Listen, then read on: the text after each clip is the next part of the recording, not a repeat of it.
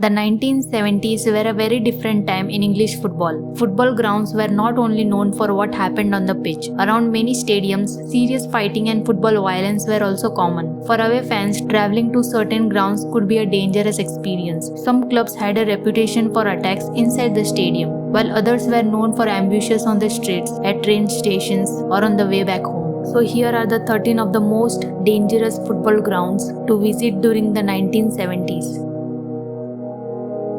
Stamford Bridge was famous for trouble inside the stadium, but the danger did not always end when the match was over. Chelsea supporters were known for targeting away fans as they travelled back to their coaches or train stations. Bricks and bottles could be used during these attacks. Even fans who thought they were safe on the London Underground could suddenly find themselves in trouble. Trains stopping at places like Earl's Court, Kensington High Street, or Parsons Green could become danger zones.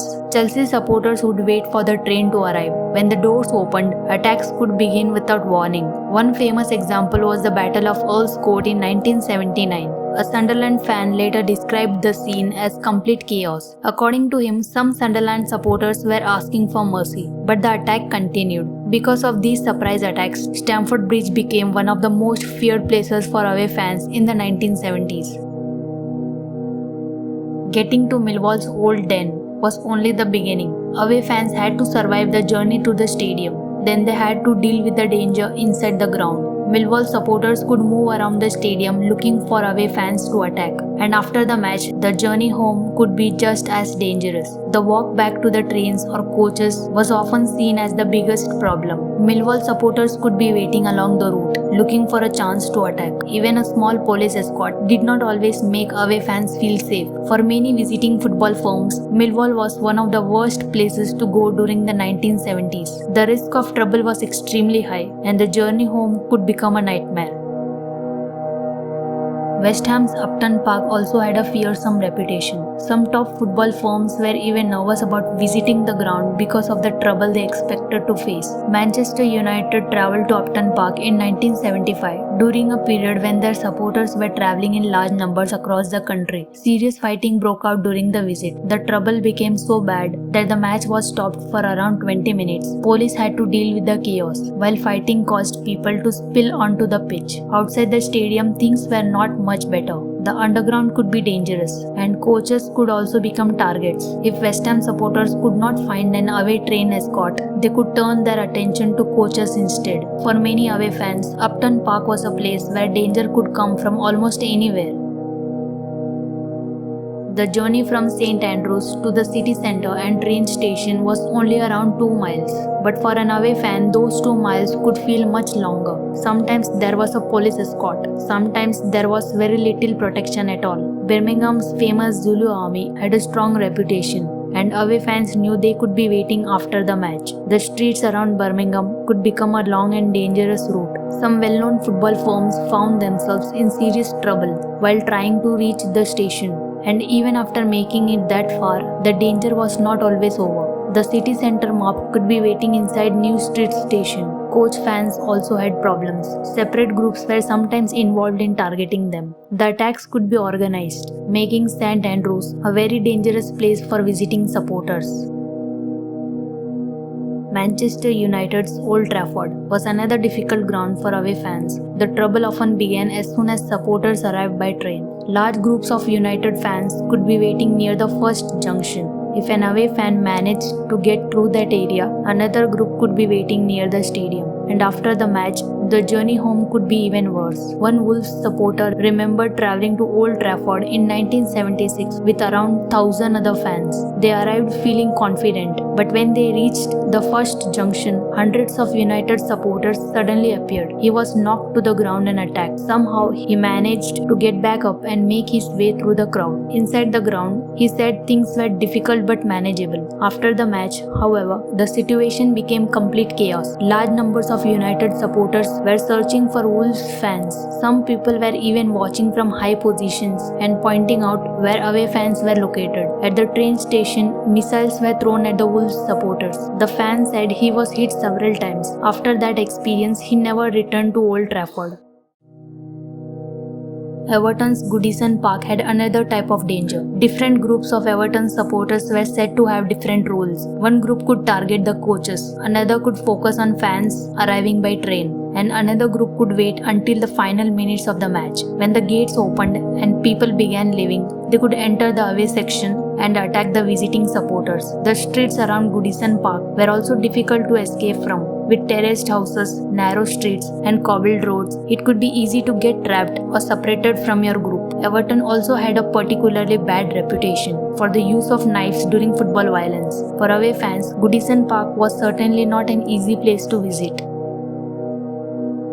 Liverpool's Anfield had a similar reputation to Everton. In some cases, rival groups from Liverpool and Everton were even said to have joined together when facing major visiting firms.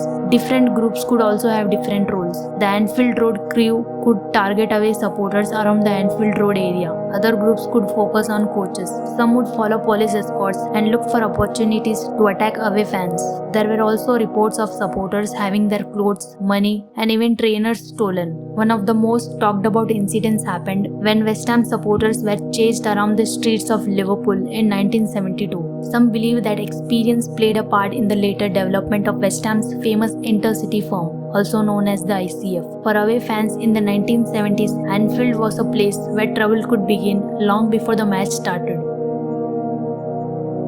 Newcastle was a long journey for many visiting football supporters. Because of the distance, not every football firm made the trip during the 1970s, but those who did could expect a difficult welcome.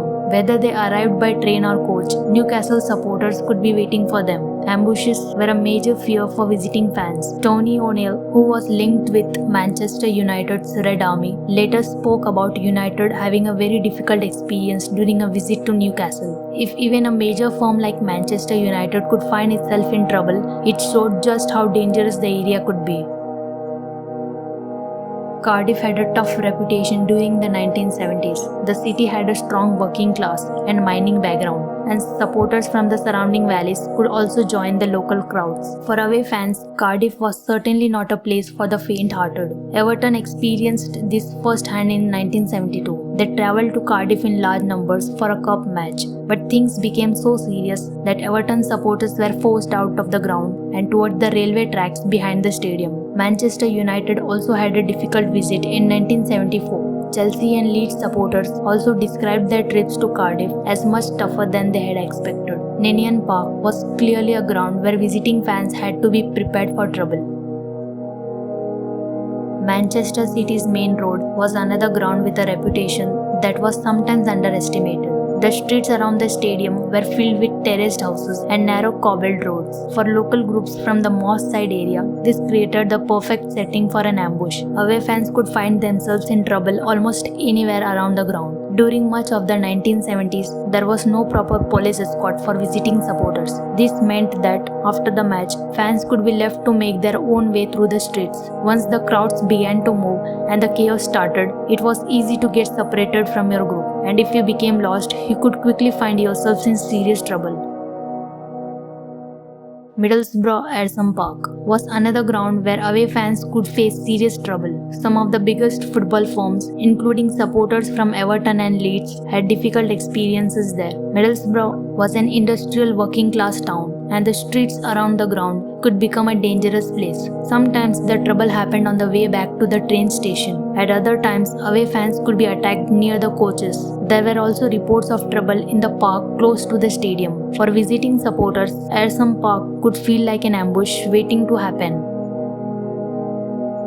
Leeds United had one of the worst reputations in English football during the 1970s. Many visiting firms did not want to make the long journey between the train station and Elland Road. The walk could be extremely dangerous. Travelling by coach could sometimes be safer, but even that was not guaranteed. If Leeds supporters knew there was no special football train for away fans, coaches could become the main target. Inside the stadium, Leeds supporters could also mix with away fans, and if they did not manage to find them there, they could simply wait outside the stadium.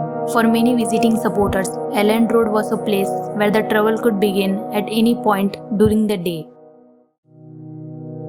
Wolves Molyneux was sometimes underestimated when people talked about dangerous football grounds, but during the 1970s it could be a very difficult place for away fans. Inside the stadium, only a thin line of police often separated rival supporters. A fence was finally put in February 1978. Before that, fighting could spread quickly and police officers could become overwhelmed. One major example came when Leeds visited on Boxing Day in 1978. Thousands of Leeds supporters were caught up in trouble, with Wolves fans around the South Bank. Outside the stadium, the famous subways were another major danger point. Away fans could walk through the subway on their way to the ground, only to find Wolves supporters waiting at both ends. This left them with very few options. One Coventry City supporter remembered a visit in October 1977. He said they arrived from the train station in a large police escort, which was one of the few good things about the trip. They were first attacked near the subway. Then inside the stadium, they were surrounded and survived mainly because of the police presence. After the match, they had to make the dangerous journey back through the same subways. The supporter described the whole experience as complete chaos. He never went back to Molyneux. So, these are 13 football grounds that had a fearsome reputation during the 1970s. For away fans, the danger was not always limited to the stadium. The journey to the ground and the trip home could all become part of the danger. Which football ground do you think was the most dangerous in the 1970s? Let us know your thoughts in the comments. And don't forget to subscribe. Thank you.